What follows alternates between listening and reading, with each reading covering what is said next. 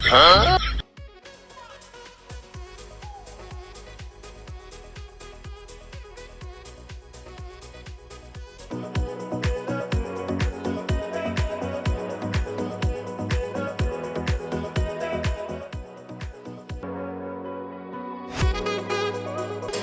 አዙራ ሳያቸው እንዳለ ዙሪና ሳያቸው አንቺ አሳያቸው እንጂ ዙሪ ወደ ኋላሽ ያኑ ለህዝብ በስማ ህዝብ እንዳለ ጭብጨባ እልልታ ፉከራ ወይ ሐዋሳ ለለማ ሲዳ እያልን ነው። ምን ላድርግ? ጫማ የታል ጫማ? ቤት አለ? ይዘሽልኝ ነይ። ጫማ አድርጋ ይዘህልኝ ና። እሺ ልቁም ልቁም። እሺ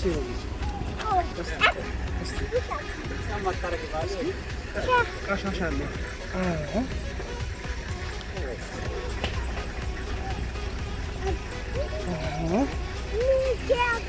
እሱን ላድርገው።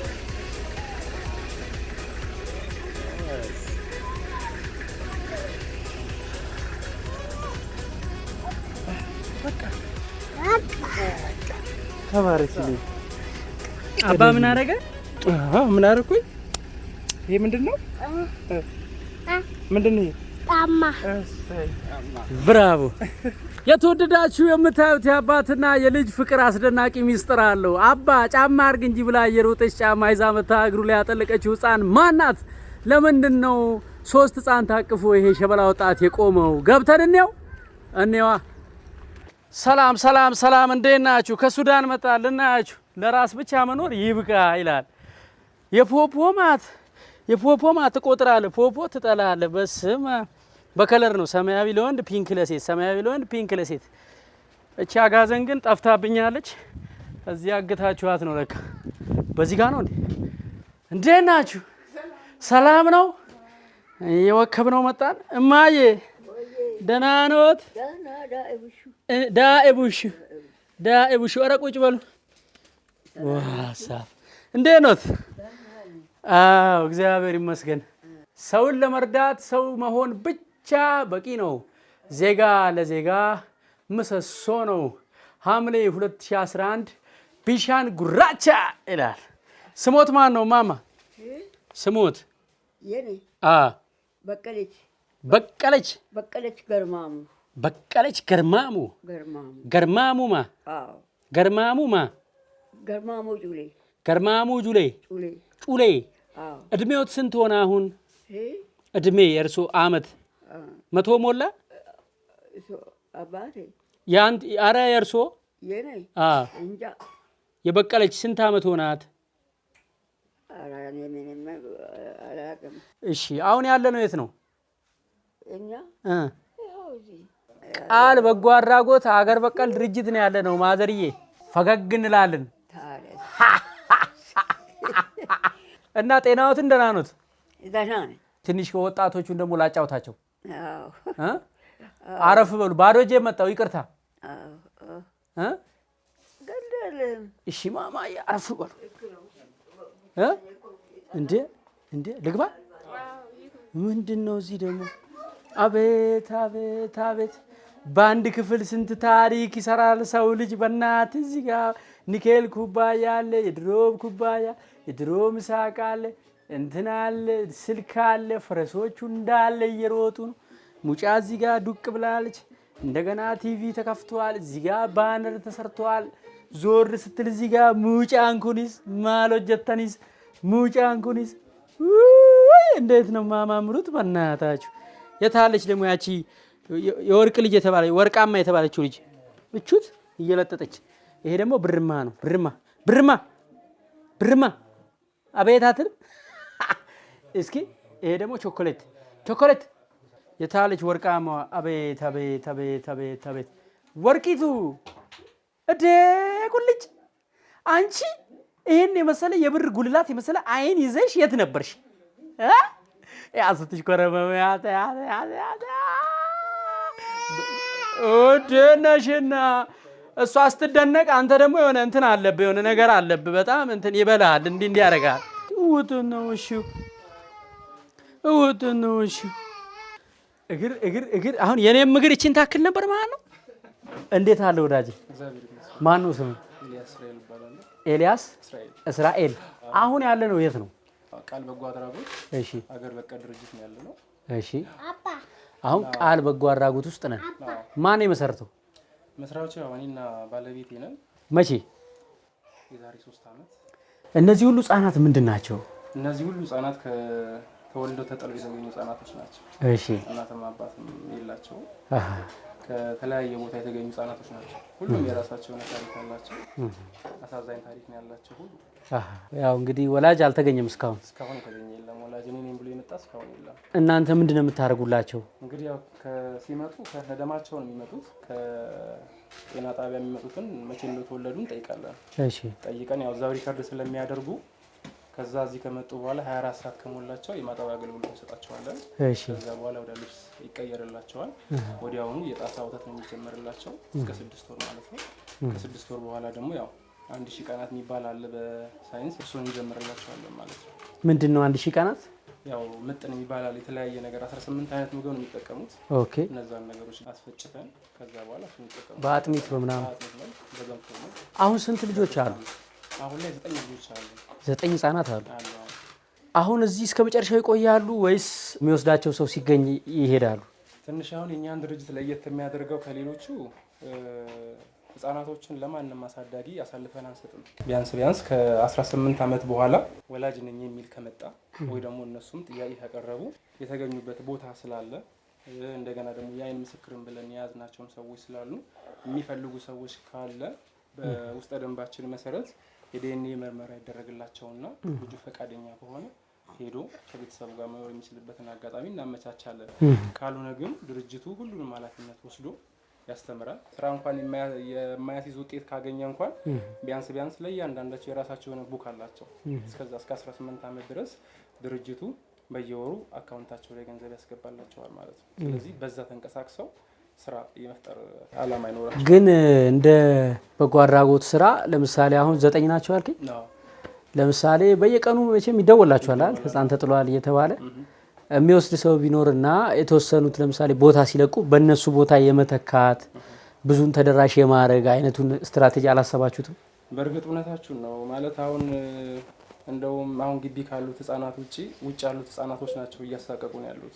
እንደውም እንደ ምሳሌ ለመናገር ሐዋሳ ላይ ስላሴ የሚባል አካባቢ ተደውሎልኝ ሄጄ ነበርና ወደዚህ ከምናስገባ ብለን ከሴቶችና ህጻናት ቢሮ ጋር አብረን ስለምንሰራ እነሱ ቢያንስ ልጅ የሚፈልግ ሰው ካለ ስለሚያፈላልጉ ለነሱ ደውለን አጋጣሚ ስንሄድ ህጻኑ ተገነጣጥሎ ነው ያገኘነው። ምክንያቱም ውሻ በልቶት እጁንም እግሩንም ጭንቅላቱንም የተለያየ ቦታ ነው ያገኘነው። ስለዚህ በጣም አሁን እንደውም ያንገበገበንና እያሳዘነን ያለው ትልቁ ነገር ውጭ ያሉ ህፃናቶች ነው እና እግዚአብሔር ቢረዳንና ትንሽው ጀማሪም ስለሆንን እንጂ አቅሙ ቢኖረን ስልካችንን ክፍት አድርገ ነው የሚጣሉ ህፃናቶችን እንዳለ እያነሳን ማሳደግ እንችል ያስባለን ነበር።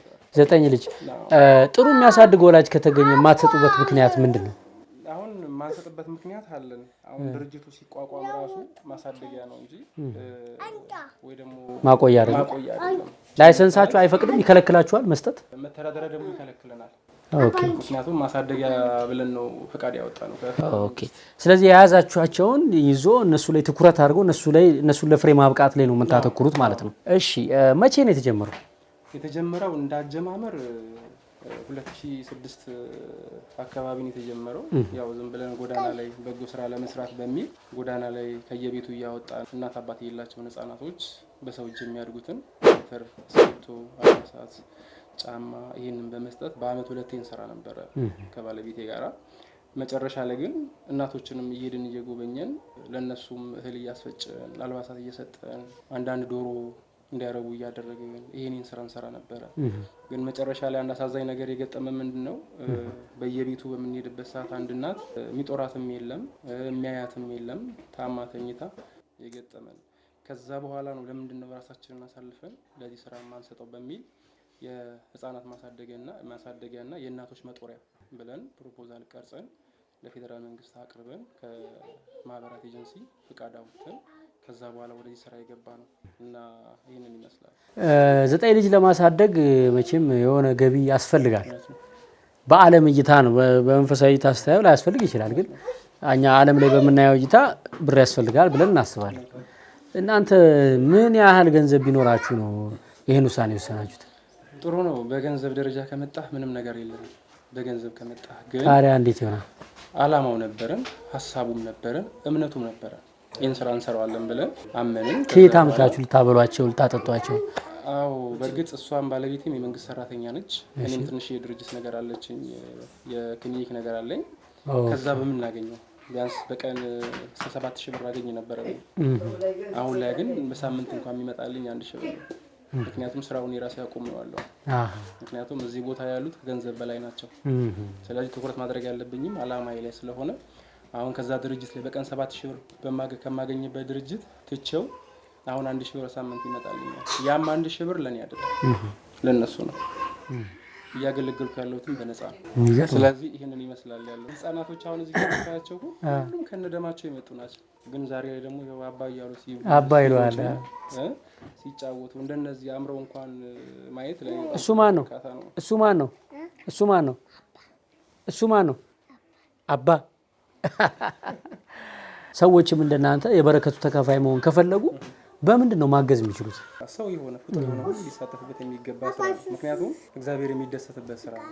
በተለይ ወልዳ ጎዳና የወጣች እናት ስትከበር ማየት ነው እንጂ ወጥታ የወለደችውን ልጅ ዳቦ መለመን የወለደችውን ልጅ እንጀራ ወይን ሳንቲም መለመን ይሄ ለራሳችን ለሀገራችን ውርደት ነው።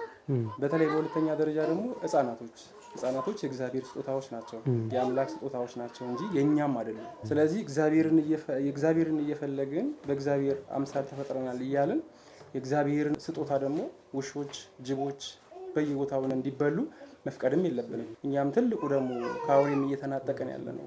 ለዚህም ነው። ስለዚህ እኛ በተለይ ትልቅ ቻሌንጆች ገጥመውናል። አሁን ላይ መታየው አሁን ያለነው ቤት ክራይ ውስጥ ነው ያለነው። በተለይ ቤት ክራይ ነው። ይሄ ክራይ ቤት ነው። እሺ 4,000 ብር ነው የምንከፍለው በወር። ኦኬ ሌላውን ቀለቡ ምናምን ተው ለቤት ክራይ ብቻ።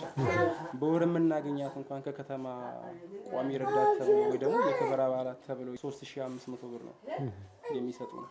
ስለዚህ በየሱቁ እየዞርኩ እየለመንኩ ነው ራሴን በጣም ዝቅ አድርጌ ሰውን እየለመንኩ። በአሁን ሰዓት ደግሞ የሰው ፊት በጣም ሀርድ ነው። በጣም ነው የሚጋረፈው። በጣም ያስፈራል። ኑሮም አለ ለመጠየቅም ያስፈራል። ስለዚህ ግን ያው እግዚአብሔር ይስጣቸው። በተለይ የቢሻንጉራቻ ከተማ ነዋሪዎች እና የሐዋሳ ከተማ ነዋሪዎች በጣም ትልቅ እኔ እንደውም ሳልሆን እነሱ ናቸው ያሳደጉት እግዚአብሔር ታች ማለት ይቻላል። ትልቁ እርዳታ እያደረጉኝ ያሉት እነሱ ናቸው። ስለዚህ ሰዎች አንደኛ የቤት ኪራይ፣ ሌላስ እነዚህ የዕለት ፍጆታዎቻችሁ ምን ምን ናቸው? 14 ኪሎ በ15 ቀን መጠን ማለት ነው። 18 አይነት ብያለሁ። 1,570 ብር ነው የ15 ቀን። እንግዲህ ለ15 ቀን 9 ልጅ ለመመገብ 1,570 ብር ይፈጃል። ለምጥኑ ብቻ እቺ አጥሚቷ አለ ማለት ነው። እሺ 17 አይነት አለ 18 አይነት አለ ለመግዛት ብቻ ነው። ከዛ ውጪ ግን እነዚህ ሊፕቶሚን ጣሳዎች ወተቶች አሉ እስከ 6 ወር አንዱ 300 ምናምን ብር ነው። አንዱ 300 ብር ነው። ኦኬ በጣም አስቸጋሪ ነው። ቢያንስ ይሄንን ራሱን ለመግዛት ገንዘብ ያስፈልገናል። ሁለተኛ ደግሞ እዚህ ቢሻንጉራቻ ላይ አነን አግሮ ኢንዱስትሪ የሚባል አለ። አቡሽ የሚባል የወተት እርባታ አለና 9 ሊትር ነው በቀን የሚሰጠኝ። ከ6 ወር በኋላ አልቸገርም። ምክንያቱም 9 ሊትር አለኝ። ያንን 9 ሊትር ምጥኑን ከበሉ በኋላ በገንፎም ይሁን በአጥሚትም ይሁን ያንን ከተጠቀሙ በኋላ ወተቱን ይጠቀሙታል ማለት ነው። የተወደዳችሁ እንግዲህ የበረከቱ ተካፋይ መሆን ጽድቅን መግዛት ከፈለጋችሁ ይኸው 9 ህፃናት አሉ። ምጥን ነው፣ ሊፕቶሚ ነው፣ ብርድ ልብስ ነው፣ ቤት ኪራይ ነው፣ ሁሉ በእጃችሁ ነው። ወንድማችን ስምህን ጠይቄሃለሁ። ማን ነበር ያልከኝ? ኤልያስ እስራኤል መኮንን። ወንድማችን ኤልያስ እስራኤል እንደ እናትም እንደ አባትም 9 የኢትዮጵያ ልጆችን እያሳደገ የ9 ኢትዮጵያውያን አባት ሆኗል። አራሻችሁ እስኪ በደንብ እንደው በመላው ዓለም ይሄን ለሚያዩ ተመልካቾች አራሻችሁ ንገረኝ እስኪ። አድራሻችን ያ በኦሮሚያ ክልል እሺ በምዕራብ አርሲ ዞን በብሻንጉራቻ ከተማ ቃል በጎ አድራጎት ድርጅት የሚገኘው በብሻንጉራቻ ከተማ ነው ማለት ነው ዋናው ቢሮ። በጣም እናመሰግናለን። ስልካችሁስ? 046 212 7773 ነው። የእኔ ስልክ ደግሞ 0988 09 1783 ነው። በተጨማሪ ግን ህጻናት ብቻ አይደሉም እዚህ ቤት ውስጥ ያሉት እናቶች አሉ። ስንት? 4 እናቶች ነበሩ መጀመሪያ። ጧሪ ቀባሪ የሌላቸው እናቶች ናቸው። ሁሉንም ከጎዳና ነው ያነሳናቸው። መጨረሻ ላይ ግን 2 እናቶች ልጆች ተገኝተውላቸው መተው ከኛ ጋር ተፈራርመው እናቶቻቸውን ወስደዋል። አሁን ያሉን 2 ናቸው። ሰው አንዳለች እማማ ደግሞ እዚህ ጋር አሉ። 2 እናቶች አሉ ማለት ነው። በተጨማሪ ድርጅቱ ይሄን ብቻም ሳይሆን በአመት 2 ጊዜ ማረሚያ እየሄደ ታራሚዎችን ይጎበኛል፣ ያበላል፣ ያጠጣል፣ ያለብሳል። ያን ብቻም ሳይሆን እነዚህ ኤችአይቪ በደማቸው ውስጥ የሚገኝ መድኃኒቱን እየወሰዱ የሚገኙ አሉ። እነሱን ደግሞ የምግብ አገልግሎት ይሰጣቸዋል ማለት ነው። ይህንን የሚያደርገውን በየሰፈሩ እየዞረ በየከተማው እየዞረ እየለመነ እንደዚህ አይነት ስራ እየሰራ እንገኛለን ማለት ነው። እግዚአብሔር ይባርካችሁ፣ በርቱ፣ የሺዎች አባትና እናት ያርጋችሁ። ሐዋሳ ስትመጡ ቃልን ሳትጎበኙ ላትሄዱ ቃል ግቡ። እንወዳችኋለን። ሌላም የሚገርም ታሪክ እናሳያችኋለን። እስቲ እንትን አንቺ ባልተጸዳ ሌንስ ነው እንደ ስትቀርጭኝ የነበረው። ቻው